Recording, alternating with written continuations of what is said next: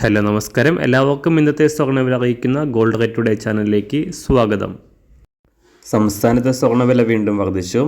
ഇന്ന് 2025 ഫെബ്രുവരി മാസം 23-ാം തീയതി തിങ്കളാഴ്ച, സമയം രാവിലെ 10 മണി. ഇന്ന് 1 ഗ്രാം സ്വർണം 10 രൂപയും 1 പവന് 80 രൂപയുമാണ് വിലയിൽ വർധന രേഖപ്പെടുത്തിയത്.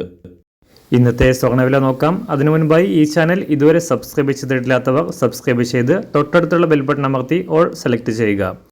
ഇന്നത്തെ 916 സ്വർണ്ണവില 1 ഗ്രാം 8055 രൂപ, 1 പവൻ 64,440 രൂപ. 24 ക്യാരറ്റ് സ്വർണ്ണവില 1 ഗ്രാം 8787 രൂപ, 1 പവൻ 70,298 രൂപ.